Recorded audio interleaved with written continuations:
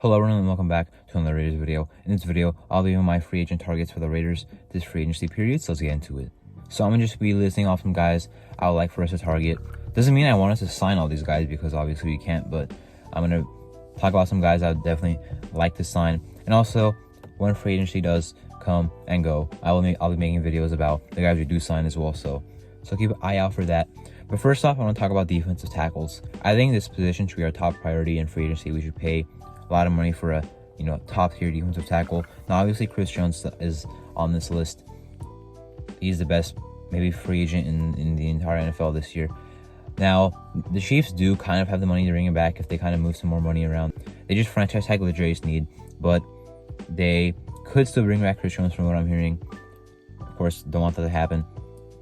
But if Chris Jones does leave, a lot of teams are going to want him, obviously. Right? He's going to command a lot of money. I think around or maybe just south of $30 million a year.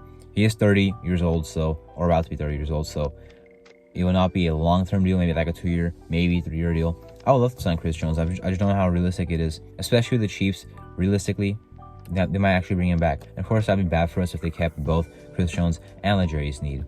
But now, some of their options. Christian Wilkins, obviously. Surprised he did not get franchise tagged. I guess it has to do with saving money for a 2-way extension that has to come this offseason. He's a great free agent. He's 28 years old. He has stayed pretty healthy throughout his NFL career, and he has been productive. I would love to sign Christian Wilkins. Really productive guy.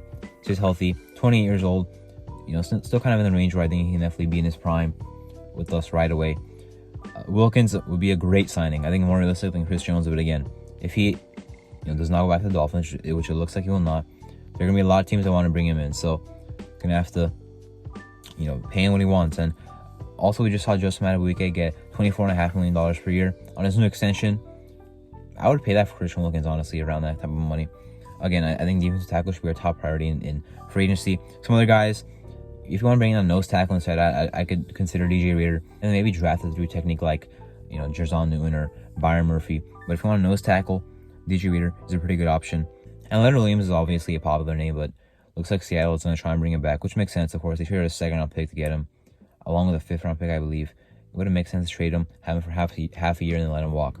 They just freed up a lot of money cutting, Jamal Adams, Quandre Diggs, and Will Dissly. Seattle might have a way to bring him back, but if not, I think he could be interested in coming here, obviously. His best 2 career years were with Patrick Graham, and he did grow up a Raiders fan in Southern California. Moving on to corner, it's a position where I wanted to sign, a pretty solid player, but not for the big bucks. There's not really anyone I would pay the big bucks anyway in this free agency class, but there is some good depth in this free agency class for corners. Now, I would definitely like to bring back Amir Robertson, but if we don't, there's some good depth pieces that can also start that are kind of available in this draft, or in this free agency, I should say, sorry. If we're going to pay top money for a corner, I'd like maybe a guy like Adoree Jackson, 28 years old, has been pretty productive with the Titans and the Giants. Darius Williams was actually very productive with the Jaguars, but ended up getting released. He is out there. Kendall Fuller, I've heard about. Maybe we want to bring him in. Maybe we have some interest in him. He is also a productive player. He's 29 years old. He's a player I kind of do like. If I want to bring in some more cheaper deals, but guys that can still start, I consider Chidobe Awuzie from the Bengals, or even Darnay Holmes from the Giants. Some guys that can come in and play for us if we need them to. So those are kind of the corners that I would target in free agency. Now moving on to guard. It's a position where I think we're going to need at least one of, maybe 2 of.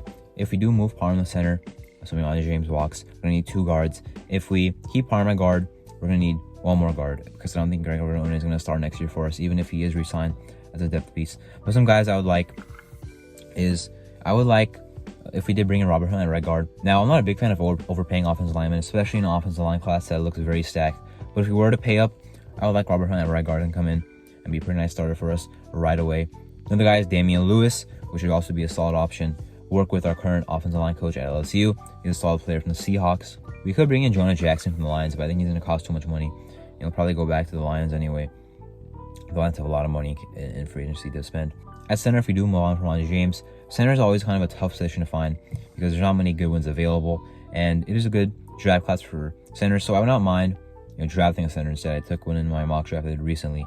If you would like to check that out, I took a center in the 3rd round. Some good centers, Connor Williams from the Dolphins, he's a pretty nice center.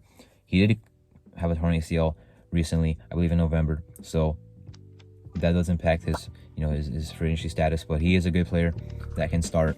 Brian Allen from the Rams got released. I thought he was a pretty solid center, but they didn't end up releasing him. And at quarterback, Russell Wilson is obviously an option because he's a free agent. I would not mind bringing him in, only if he does take a smaller, deal. Now, interesting. I'm not really a big fan of Russ in terms of how he acts or whatever, but the guy can play. That's more important than how I care about how he acts or whatever.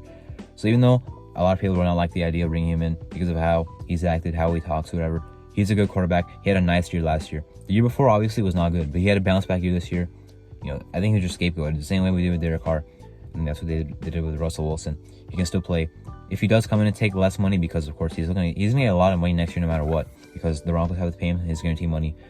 But he could take less money with whoever he signs with, because then that gives them more money to spend in free agency. So let's say he takes a very small deal with us, and he still gets a lot of money this year, just that most of it's coming from the Broncos.